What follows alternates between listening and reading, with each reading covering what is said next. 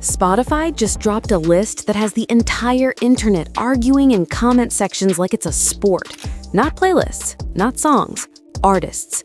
The most streamed artists on the platform ever from day one. And sitting right there at number 2 is Bad Bunny. Yeah, number 2. Now pause for a second, because this is where people get it twisted. Being number 2 on Spotify of all time isn't almost winning. It's like finishing second in a race where billions of people are running. This isn't just music anymore. This is global influence, culture, habit. It's what people wake up and press play on without thinking. And somehow, Bad Bunny built that, mostly in Spanish. Shh. Turn the volume up, but keep it low. This is Rap Deepest Secrets, the one place the labels can't control, exposing the codes, the cover-ups, the real cost of fame. Now back to the video. Bad Bunny is number 2, all time, since day one, out of every artist on the platform across every genre, every language, and every corner of the globe. Benito Antonio Martinez Ocasio from Vega Baja, Puerto Rico, is the second most streamed artist in the entire history of Spotify. But here's the thing. The story is not the number 2. The story is who is number 1, and why that single comparison tells you more about the state of music in 2026 than any album review or award show ever could.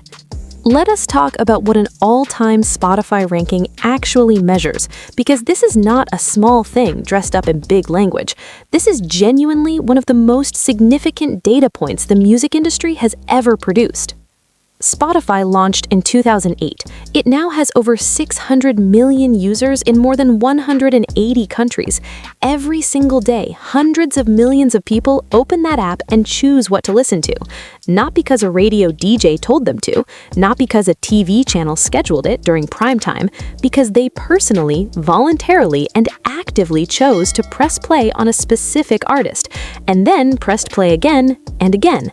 The all-time most streamed list is the accumulated result of 16+ years of those individual decisions. It does not measure a trend. It does not measure a viral moment. It does not measure how many times a song appeared in a Netflix show and got a temporary boost. It measures genuine, sustained, global human connection between an artist and an audience, measured in billions of individual choices to listen. Getting anywhere near the top of that list requires a level of reach that most artists never come close to in an entire career. And Bad Bunny is not somewhere near the top. He is at the top, behind exactly one person, on a platform with 600 million users and a decade and a half of data. For anyone still catching up, and no judgment because catching up to Bad Bunny's career requires actual time, here is the short version. Benito grew up in Puerto Rico. He started his career uploading music to SoundCloud while working at a supermarket. No major label backing at the start, no industry connections, no crossover strategy designed by a team of executives, just music, deeply Puerto Rican, rooted in reggaeton and Latin trap, sung entirely in Spanish, with a cultural identity so specific and so authentic that no amount of commercial pressure ever successfully changed it. He never sang in English to make himself easier to digest for mainstream America. He never adjusted his sound to fit radio formats that were not built with him in mind. He decided early on that the version of himself he was going to put into the world was the real one, and if the world wanted it, it would have to come to him. The world came, and it brought 600 million Spotify users with it. 3 consecutive years as the most streamed artist on Spotify globally, 2020, 2021, 2022. 3 years in a row, more streams than anyone else on Earth on the biggest music streaming platform in the world. He held that position year after year. So if he was number 1 annually for 3 straight years, why is he number 2 all time? Because all time means all time. It includes years before Bad Bunny broke through at that level of global dominance.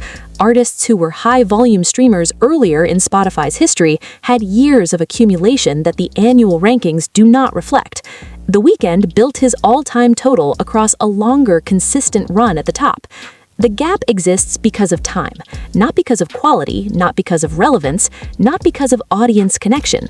And here is the thing about a gap that exists because of time. Time keeps moving. Bad Bunny's catalog is not shrinking. His fan base is not contracting. His cultural relevance in 2026 is arguably higher than it has ever been. And the album that represents his next full creative effort, whatever it is, whenever it comes, will generate a wave of new streams that adds to an all-time total that is already sitting at number 2 in Spotify history.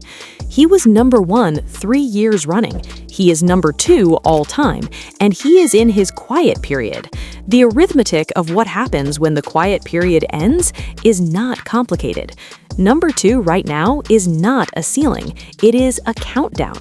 Strip Spotify away entirely. Strip the list, the numbers, the platform, the data. Look at what is actually happening at a human level, because that is the part that lasts longer than any chart position.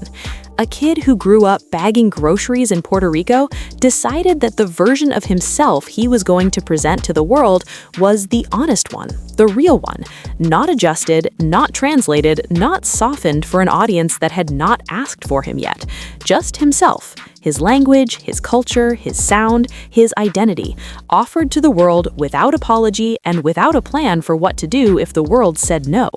600 million people said yes instead, not because a marketing campaign told them to, not because an algorithm forced him into their feeds, because they found the music, pressed play, and kept coming back, across 180 countries, across languages they do not speak, across cultural contexts they were never part of, because something in the music was true enough to cross all of it.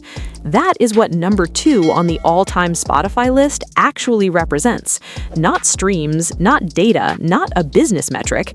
The result of hundreds of millions of human beings choosing the same artist in the same app across 16 years of individual decisions, each one made freely, privately, with nobody watching because the music was worth choosing. That is the record. That is what it means. And it is still moving. Number 2, all time on Spotify since launch day, singing entirely in Spanish, representing a culture the industry called niche, during a quiet period with no new album. One position behind a record that 3 consecutive years of being the most streamed artist on the planet suggests is already in his direction of travel.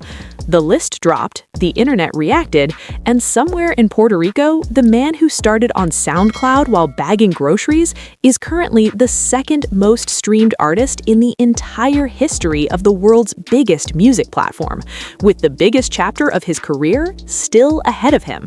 Number 1 is not a prediction, it is a direction, and the data has been pointing there for years.